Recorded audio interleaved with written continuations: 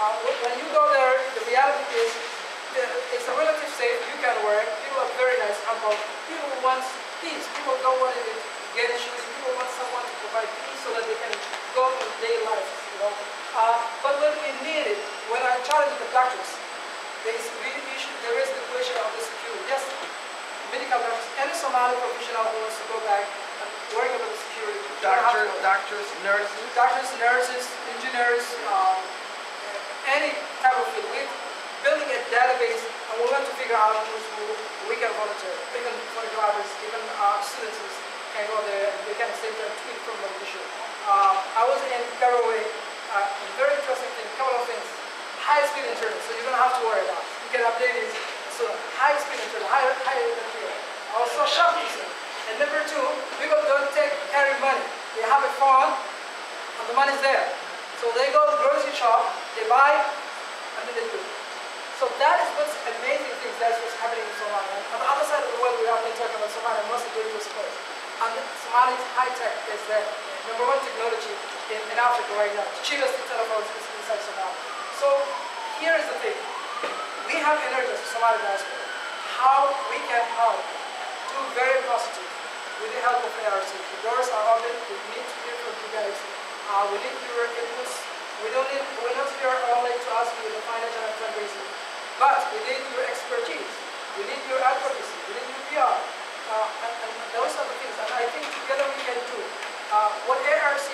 is bringing on the table is the technical know-how to do humanitarian work in a manner that is an international law, with the international law of humanitarian, in a manner that has a capacity to reach out a maximum people, in a manner, in a way that the development is happening there. It's not about only feeding them today or providing lately or temporary shelter, but also providing the future and hope for those people who have suffered because of the drought. They have lost some of their family members. They deserve a better life, and that's why we will stick to that, and that's why we are bringing to you, and that's what we say that the true partnership is not about A.R.C. and the England. It's about Somali diaspora. We're moving globally. I just want to give you a heads up. So we're moving globally to this issue, and you'll hear a lot of big news in the next few years. But we want you to be on board. We want to explain to you what exactly we're doing. On Mogadishu level, I think we're making some issues. Okay, that's the soccer. What we brought in former Somali national soccer players. What I see is the Somali soccer players in Ohio to play with the Somali youth in Somalia together. That is what we see. Bringing them together, taking a team from here. Former Somali national soccer players have organized this one. It is sponsoring. There needs to be a former Somali national soccer players, and they have a site, Somali American Youth Enrichment Club organization. So we were very happy to bring them because they were well known in Somalia 20 years ago. We used to pay our money to watch them, even not close to them. And now they're just standing next to us or living next to us. We wanted them to bring, whether they're singers, whether they're imams, whether they're well educated, whether they are in soccer, we wanted to bring them. So we were glad we sponsored in June. You can see how everyone is happening. I think car wash, you must have heard of all of the news, but we have done car wash. They have done tremendous. $7,500 they raised car wash. Three things happen. They raise the money. They show the world that Somalis are givers, not takers. And they show the youth can do something very touching. The youth can be very positive. So they send a good message. These are the key the youth people who will invite on board. Petitions, you can see we're signing that petition I was telling you about 1 million voices. We want to show the world there's 1 million voices carried about Somalia. I don't know if it's going to happen, but we can take buses to come to Washington DC and show them there's 1 million people who carried about Somalia. That's my dream, but I don't know if it's going to happen. Okay, diaspora is the heart of this response. Yes, funding must start from the diaspora. What I mean is, we hear a lot about that. Somali diaspora are one-third recipients. They are takers, they're not givers, but the $45,000, the $7,500 raised by the students, that shows that we are also givers. We are not takers. We are operating for it, right? The staffing, yes, we would like to employ the Somali diaspora as much as we can to make sure they get involved. So your skills are important here. but also they are more important even there. So you can be the ambassador of the U.S. here, but also you can be an ambassador of the country of your origin. That's what we're trying to correct the gaps. So the cohesion is very important. The jobs that take the value. So there will be unemployment in all of the in Somalia. So anyone interested can do it. Information must be gathered using the expert network and cabinet community. That's what I was talking about. We'll be talking about the sub-central area, Al-Shabaab area. And next ministry we get people from us. People are calling relatives asking certain questions. But we know which area. But what's the problem? What they mean? Is disease breaking out that area? Is food shortage there? Or water problems there? The organization is working. So that kind of information. And the good thing is we have A.R.C. 30 years experience legally protected government. Our money is so important. Yeah, we want to make sure we reach the people that we want to do. And number two, we want to make sure we have an issue. So A.R.C. is from start on how we can get the disease, get the information, where we want to be spending. Every dollar that we raise, actually we were 2 weeks ago, we were having 89 cents. Normally 89 cents goes to the program. So now say, okay, let's make it 90 cents will go to Somalia program. So 10% of what the community raises is two things. If the Somali diaspora raises 10,000, number one, what are we going to do? We're going to bring another 19,000. So what are we going to make it? 100,000. Who's going to make it? Somali people or somebody else Somalia, right? That's number one. And number two, only the 10% will go at administrative cost, overall cost, which is of course equivalent to the money wire transfer. 5% will be money wire transfer, another 5% will be, because you want accountability, you want to get the receipt, you want to get updated, right? You want to see to know what's happening on the ground, you want to see to make sure the money goes to the right place. So you need an accountant, you need an expert who knows who can do their job in a diligent way, and that is why we're doing the 10% on the administrative cost. So and you will get an update. It's 501c3. And every year you will be getting updates. We have online donations. So the other advantage is we're hoping to bring more money than what the Somali diaspora is. But the Somali diaspora has to do something first. We want to show the world everything comes out from the Somali diaspora at the beginning. Before that, when we did this day for the lunch, I just wanted to conclude with that. When we did this, there were 35 Somali diaspora Minnesotans who championed that. They were the first 35 people who pledged 1,000 giving 1,000. We have a campaign called 1,000 giving 1,000. Either you raise, you pay from your pocket, or you raise $1,000 from your friends, you have another 9 friends, and you talk to them and say, I need $100 from you. Those 1,000 giving $1,000 will directly go to Somalia. So we had that campaign for the drought. So right now, I think we raised how much? 150, not about 150 people are pledging $1,000. So we're talking about 150,000. So what we're trying to reach is $1 million, and that $1 million will be 100% go to Somalia. So with that, I would like to show you a couple of pictures there. There's some pictures there. Yeah, the food track. We partnered with A.R.C. Does anyone know A.R.C?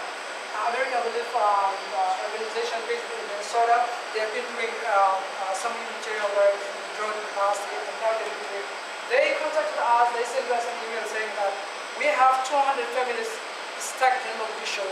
We don't have the capacity, we don't have the money to do it. Our team are heading that at that time to Somalia. So we partnered with them to make sure we have those 200 people, and we are feeding those 200 people. But also we want to relocate them. Because the area they live is a building where there's no latrines, there's only one latrine, and you have 200 families. So you can imagine, they don't, women and men are not separate. They just sleep in an open area. So what we said is, we need, as an international organization, we have a lot of responsibility. Even if we have to give water, we have to give certain amount of liters of water. We can't give half bottle of water to anybody. That is our international organization. We can't do it. Either we have to do it diligent our work, or we don't have to do it. That's how we work. So 200 families we help them, and we still have to we have to reach people through Somalia. This is the same thing I was talking about tomorrow. What we're trying to do in YouTube, bring the Somali medical team is they will do the video recordings. You know what I mean? Video recordings. They will do the video recordings about how to clean hands, you know, how to prevent it, how to know if the child is malnutrition or not. So they will, Somali medical professionals in Minnesota and around the U.S. Will come together, they will do this, and hopefully will change into this through text messaging, through the YouTube video, so that people inside Somalia who have an access to the internet will be able to know exactly what to do in this kind of situation, particularly the area that we are not in right now.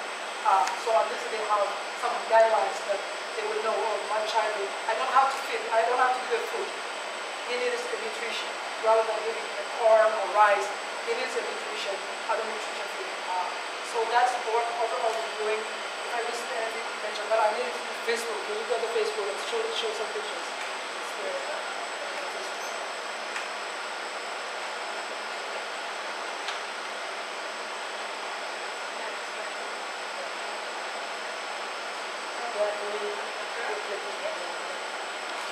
So this is what we've been doing in South Somalia. How we do it. What we're trying is to register the people. What happens is a lot of organizations, what happens is people go there and they say, okay, people need water, let's do it. Distribute the water like that, you know? But who gets it when you distribute water like that? People who are strong, 18 years, 25 years, 30 years, and then those water would end up in the market because they got a lot of them. Because they were young, they were able to take it boxes, and then they would take to the market to get some more. What we will be trying to do is to register each IDP, number one, each family member, identify who's vulnerable, who's 60 or 70 year old, can walk inside there, and who's young, who can't even get, doesn't have the power to get water. We identify people who are sick, we identify people who can physically get it. So what we try is to register everyone with water security, logistics, as well as the food and nutrition of the day. But we are doing it in a way that is accountable to the community, in a way that is accountable to the work we do. We have to be in a diligent and a professional way. So these are the kind of food we provide, water and cans, so people will be able to have at least for about a month of Ramadan at least. And then we have a plan.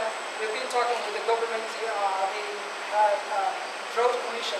They have, but the drought commission came to us. They said it's not our expertise. Can you handle that? We will support you, whatever you need. So we are trying to identify areas for locating people and do some potential work on the ground.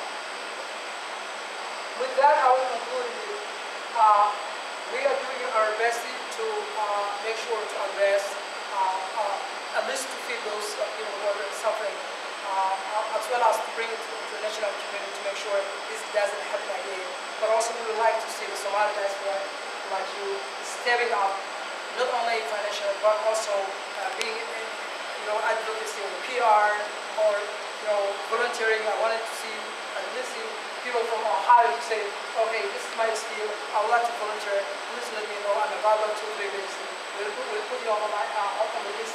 And what we'd like to see is every 3 weeks, a group will be going there and see.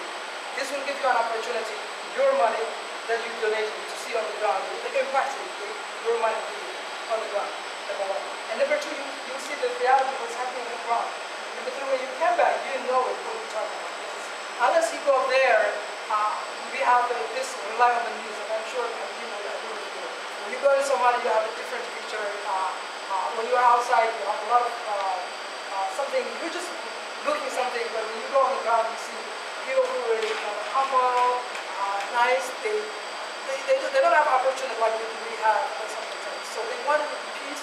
They want to do their own. But unfortunately, there's less help for them. So with that, I will conclude. I will be having Q&As. Our